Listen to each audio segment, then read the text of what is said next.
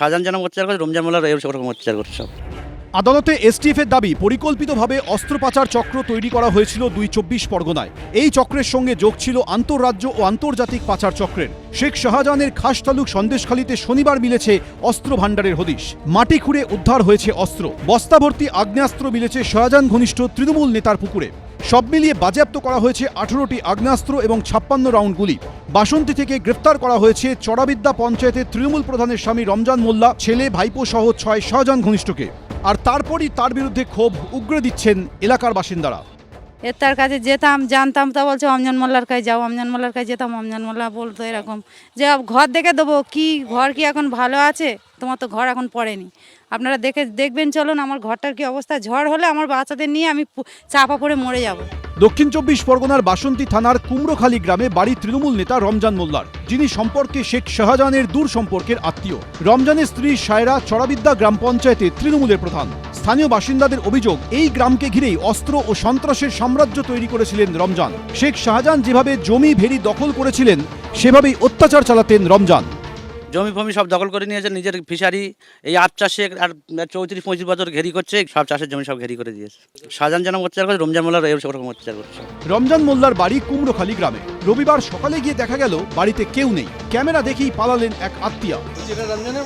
হ্যাঁ নেই, রমজান নেই, রমজানকে নিয়ে গেছে রমজান। এই রমজানের কাছে অস্ত্র কোথায় রাখতে? নেই নেই নেই, রমজান নেই বাড়িতে নেই। না আর ওর বউ নেই, এখানে নেই, ওই ওখানে গিয়েছে। হ্যাঁ, নেই। গ্রামের মধ্যেই রমজান মোল্লার ভেড়ি ও আলাঘর। আলাঘরে গিয়ে দেখা গেল পড়ে রয়েছে অঙ্গনওয়াড়ি কেন্দ্রে সহায়িকা পদের জন্য আবেদনপত্র, দলীয় পতাকা, প্রচারপত্র। আলাঘর না বলে তৃণমূলের পার্টি অফিস বলাই ভালো।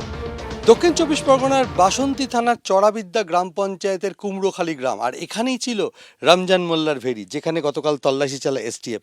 আমরা দেখতে পাচ্ছি ভেড়ি তো না, একটা ছোটোখাটো দলীয় কার্যালয়, দলীয় পতাকা রয়েছে এবং দলের নির্বাচনের বেশ কিছু প্রচারপত্র রয়েছে। তার পাশে যেটা রয়েছে ২০২৪ সালে একটি অঙ্গনওয়াড়ি কেন্দ্রের পরীক্ষার জন্য সহায়িকা পদে লিখিত পরীক্ষার প্রবেশপত্র, অর্থাৎ যেখানে সব রকম কাজকর্ম হতো এই ভেড়িকে কেন্দ্র করে। অর্থাৎ রমজান মোল্লা, যিনি উত্তর ২৪ পরগনার সন্দেশখালী শেখ শাহজাহানের ঢঙেই এলাকার গরিব মানুষের জমি দখল করে ভেড়ি করত, সেই ভেড়ির আলাঘর থেকেই গতকাল অস্ত্র উদ্ধার হয়েছিল। সরকারি ত্রাণের ত্রিপল দিয়ে ঘেরা রয়েছে আলাঘরের চারদিক। যে ত্রিপল বন্যা এবং প্রাকৃতিক দুর্যোগে ক্ষতিগ্রস্ত গ্রামবাসীদের দেওয়ার কথা, সেই ত্রিপল তৃণমূল নেতা রমজান মোল্লা, সেই ত্রিপল দিয়েই আমরা দেখতে পাচ্ছি ভেড়ির আলাঘরের একটা বাইরের দিক ঘিরে রেখেছিলেন। অর্থাৎ সরকারি ত্রিপল দিয়ে ভেড়ির আলাঘর তৈরি করেছিলেন এই তৃণমূল নেতা রমজান মোল্লা।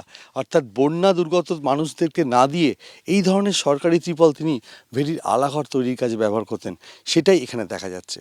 খোঁজ নিলে বস্তা বস্তা টাকাও উদ্ধার হবে রমজান মোল্লার ওপার থেকে, এবং এপার থেকেও বস্তা বস্তা টাকা উদ্ধার হবে যদি এনআইএ যদি ঠিকমতো খোঁজ নেয়। টাকা কোটি কোটি টাকা, মানে স্মাগলারি টাকা, বাইরের টাকা সব আসতো রমজান মোল্লার কাছে আর শাহজাহান শেখের কাছে। অস্ত্র উদ্ধারের ঘটনায় তৃণমূলের পঞ্চায়েত প্রধানের স্বামী সহ ধৃতদের এদিন তোলা হয় বিধাননগর মহকুমা আদালতে। ধৃতদের ১৩ দিনের পুলিশ হেফাজতের নির্দেশ দিয়েছেন বিচারক। সমীরণ পাল, আবির দত্ত, এবিপি আনন্দ।